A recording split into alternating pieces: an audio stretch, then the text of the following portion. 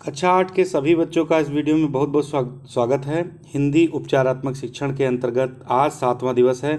तो बच्चों, आज कार्यपत्रक पहला हम स्टार्ट करते हैं और आपको बताएं तो सबसे पहले यदि आपने अभी तक पिछले 6 वीडियोस नहीं देखे हैं तो उनको आप ज़रूर देख लीजिएगा, जिससे कि आपको बहुत सारा लाभ हो सकेगा। आइए कार्यपत्रक स्टार्ट करते हैं। देखिए, एक अनुच्छेद यहाँ पर दिया गया है और इससे संबंधित नीचे प्रश्न दिए गए हैं, उनको हमें करना है। इसको पढ़ते हैं। देखिए, लिखा हुआ है, बोधिसत्व जंगल के पके गोदे लाकर खाते थे। वे गोदे शक्तिवर्धक और शक्कर के समान मीठे थे। उन्होंने राजा को संबोधित कर कहा, महापुण्य, ये गोदे खाकर पानी पियो। राजा ने गोदे खाए और पानी पिया। उसे गोदे बहुत बड़े मधुर और स्वादिष्ट लगे। उसने बोधिसत्व से पूछा, भंते, क्या बात है, ये गोदे बड़े मीठे और स्वादिष्ट हैं? तो भंते ने कहा, महापुण्य, राजा निश्चय ही धर्मानुसार और न्यायपूर्वक राज करता है, उसी से ये इतने मीठे हैं। अर्थात उसने कहा कि राजा निश्चय ही धर्मानुसार और न्यायपूर्वक राज करता है, उसी से ये जो गोदे हैं ये मीठे हैं। राजा के अधार्मिक और अन्यायी होने पर तेल, मधु, शक्कर आदि तथा जंगल के फल फूल सभी कड़वे हो जाते हैं। यानी कि जो अगर राजा अधार्मिक होगा, अन्यायी होगा, तो ये अपने आप जो गोदे हैं ये कड़वे हो जाएंगे। तेल, मधु, शक्कर जितनी भी चीज़ें हैं, जंगल के फल फूल सभी कड़वे हो जाएंगे और स्वादहीन हो जाते हैं।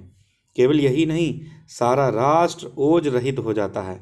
पूरा राष्ट्र ओज रहित हो जाता है, दूषित हो जाता है। राजा के धार्मिक और न्यायप्रिय होने पर सभी वस्तुएं मधुर और शक्तिवर्धक होती हैं और सारा राष्ट्र शक्तिशाली तथा ओजस्वी बना रहता है। तो बच्चों, ये आपने इसको अनुच्छेद को पढ़ लिया है। इसके बाद आइए देखते हैं इस पर कौन कौन से प्रश्न हैं। पहला प्रश्न दिया गया है, बोधिसत्व के बारे में आप क्या जानते हैं? बच्चों, बोधिसत्व के बारे में आप क्या जानते हैं? तो देखिए, बोधिसत्व कौन होते थे? बोधिसत्व जंगल से पके हुए गोदे ला करके खाते थे। जो संत महात्मा हैं उन्हीं को बोधिसत्व कहा गया है, बोधिसत्व। और वो गोदे जो होते थे वो बड़े ही मीठे और शक्तिवर्धक होते थे। तो क्या हुआ कि बोधिसत्व ने राजा को संबोधित करके कहा कि हे राजन, ये गोदे खाओ और पानी पियो। राजा ने जब गोदे खाए और पानी पिया तो राजा को बहुत ही अच्छे लगे। ठीक है, तो इसी तरीके से इसको आप यहाँ पर लिख सकते हैं। उसके बाद लिखा है कि महापुण्य से क्या तात्पर्य है? कैसे पता चला कि धार्मिक था, राजा धार्मिक था? बच्चों, अभी हम लोगों ने पढ़ा कि राजा धार्मिक था। ये बात ऐसे पता चली क्योंकि जितने भी गोदे थे उसको खाने में मीठे और स्वादिष्ट लगे। और भंते ने कहा था कि जो भी गोदे कड़वे और कटु हो जाते हैं, इसका मतलब है कि राजा न्यायप्रिय नहीं है, धार्मिक नहीं है।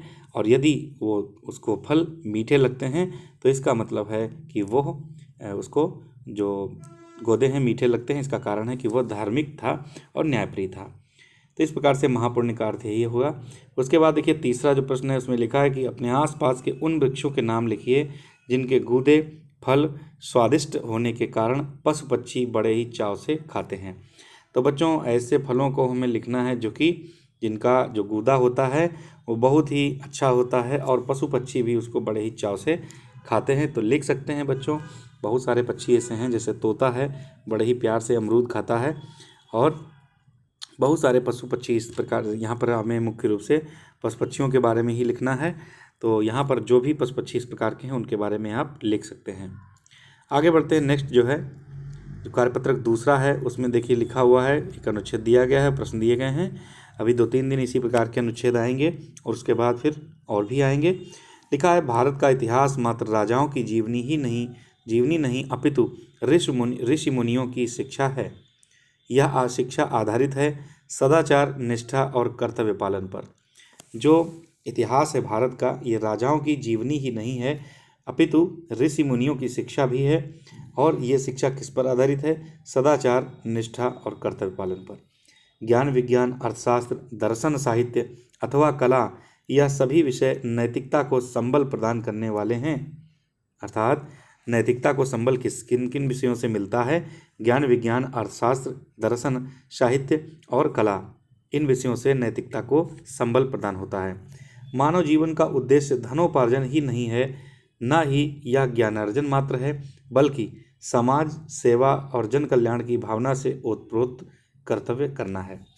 मनुष्य के जीवन का उद्देश्य केवल यही नहीं बताया गया कि केवल धन ही कमाना उद्देश्य नहीं बताया गया, बल्कि यह भी कहा गया कि मनुष्य के जीवन का उद्देश्य है ज्ञानार्जन और सेवा, जन कल्याण की भावना से ओतप्रोत कर्तव्य करना। हमारी संस्कृति इस महान आदर्श को बताती है कि हम सभी एक दूसरे की भलाई में ही अपनी भलाई समझें।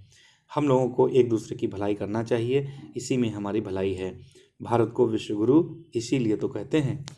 यदि भारत को विश्वगुरु कहा जा रहा है तो उसका यही कारण है कि सभी लोग एक दूसरे की भलाई करते हैं और अपने जो कल्याण की भावना है ये सभी के अंदर पाई जाती है। तो इस प्रकार से ये अनुच्छेद हम लोगों ने पढ़ा है। इससे संबंधित जो प्रश्न है देखते हैं। ऋषि मुनियों की शिक्षा किस पर आधारित है? बच्चों, ऋषि मुनियों की जो शिक्षा है किस पर आधारित है? उसका उत्तर होगा कि ऋषि मुनियों की जो शिक्षा है ये सदाचार, निष्ठा और कर्तव्य पालन पर आधारित है। उसके बाद में दूसरा जो बच्चों लिखा गया है कि प्रश्न है, मानव जीवन का उद्देश्य क्या है? मानव जीवन का उद्देश्य क्या है? तो मानव जीवन का उद्देश्य क्या है? सेवा और जन कल्याण की भावना से ओतप्रोत कर्तव्य करना, यही मानव जीवन का उद्देश्य है। अगला प्रश्न है बच्चों, भारतीय संस्कृति का महान आदर्श बताइए। भारतीय संस्कृति का महान आदर्श क्या है? भारतीय संस्कृति का महान आदर्श यही है कि हम सभी लोग एक दूसरे की भलाई में ही अपनी भलाई समझें। भारत को विश्वगुरु इसीलिए तो कहते हैं। अगला जो प्रश्न है बच्चों, लिखा उपर्युक्त गद्यांश का एक शीर्षक लिखिए। तो इसका शीर्षक संभवतः ये हो सकता है कि कर भला तो हो भला, यानी कि जब हम किसी दूसरे का भला करेंगे तो हमारा भी भला होगा। आगे बढ़ते हैं बच्चों। नेक्स्ट जो अगला जो कार्यपत्रक है तीसरा है, ये भी बहुत ही अच्छा है, इसको हमें बहुत अच्छे से समझना चाहिए। देखिए लिखा हुआ है अनुच्छेद और उसके आधार पर प्रश्न लिखे गए हैं। तो जब तक हम इस अनुच्छेद को पढ़ेंगे नहीं तब तक इन प्रश्नों के उत्तर नहीं दे पाएंगे, इसलिए इसको पढ़ना आवश्यक है। देखिए लिखा हुआ है, हिंदी में संपूर्ण राष्ट्र को एकजुट होने की क्षमता है। हिमालय से हिंद महासागर तक अलग अलग राज्यों की वेशभाषा अलग अलग है। जब राष्ट्र की बात आती है तो सबको एक सूत्र में पिरोने में हिंदी का बड़ा योगदान है। इस भाषा में अपने विचारों और भावनाओं को अधिक से अधिक लोगों तक सहजता से पहुंचा सकते हैं। बच्चों, हिंदी भाषा राष्ट्रभाषा इसीलिए कही गई है क्योंकि इस भाषा में ये भाषा बहुत आसान है और इस भाषा में अपने विचारों और भावनाओं को हम अधिक से अधिक लोगों तक सहजता से पहुंचा सकते हैं। इसीलिए हमारी जो भाषा हिंदी है ये राष्ट्रभाषा कही जाती है। आगे बढ़ते हैं बच्चों, देखते हैं क्या लिखा हुआ है। हिंदी के कवियों और लेखकों की जीवनी राष्ट्र की एकता और अखंडता के लिए निरंतर चली आ रही है, निरंतर चली है। राष्ट्र की प्रगति के लिए हिंदी को सशक्त बनाना होगा।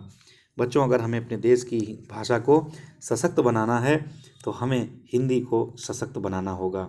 हमें इस हिंदी को सशक्त बनाने से हमारे देश का, पूरे देश का विकास होगा। आगे देखते हैं बच्चों, जो इसमें प्रश्न लिखे गए हैं। लिखा है, संपूर्ण राष्ट्र के एकजुट करने की क्षमता किस भाषा में है? संपूर्ण राष्ट्र को एकजुट करने की जो क्षमता है वो हिंदी भाषा में है, इसीलिए इसको कहा गया है। आगे बढ़ते हैं। दूसरा जो प्रश्न है लिखा हुआ है, हमारे राष्ट्र की एकता और अखंडता के लिए निरंतर क्या चली है? निरंतर क्या चली है? तो देखिए यहाँ पर हमने देखा है कि हिंदी के कवियों और लेखकों की जो लेखनी है वो राष्ट्र की एकता और अखंडता के लिए निरंतर चली है। तो इसका उत्तर हो जाएगा लेखकों की जो लेखनी है उसी के लिए, उसी को संबोधित किया गया है। अगला जो बच्चों प्रश्न है, हिंदी को सशक्त बनाने का से होगा क्या? आखिर क्या होगा अगर हिंदी को हम सशक्त बना लेते हैं? तो बच्चों, हिंदी को सशक्त बनाने से क्या होगा कि हम अपने विचारों और भावनाओं को बड़ी आसानी से बहुत सारे लोगों तक उसको पहुंचा सकते हैं, सहजता से पहुंचा सकते हैं। और हिंदी यदि सशक्त हो जाएगी तो हमारे राष्ट्र की प्रगति होगी। इसीलिए यहाँ पर यह प्रश्न पूछा गया है, इसका उत्तर हमें इसी प्रकार से लिखना है। तो बच्चों, ये जो है यहाँ पर ये जो कार्यपत्रक है यहाँ पर समाप्त हो रहा है।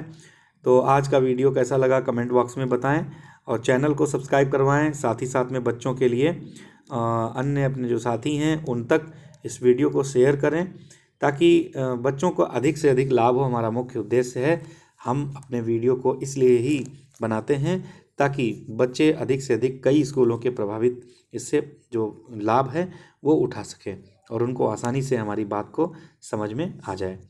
बच्चों, ये जो वीडियोस अभी हम हिंदी भाषा के लेकर के आ रहे हैं, इसमें हम बाद में व्याकरण के भी जो टॉपिक हैं वो लेकर के आएंगे। इसके अलावा जो पाठ्य पुस्तक है उसके जो भी प्रश्नोत्तर हैं या फिर उसको समझाने का जो तरीका है बच्चों, वो हम लेकर के आएंगे। अगर आपको हमारा तरीका अच्छा लग रहा है, आप समझ सकते हैं, अगर आपके लिए ये वीडियो हेल्पफुल है, फ़ायदेमंद है, तो कमेंट बॉक्स में ज़रूर लिखें और लाइक का बटन ज़रूर दबा दें। मिलते हैं नेक्स्ट वीडियो में, तब तक के लिए नमस्कार, थैंक यू।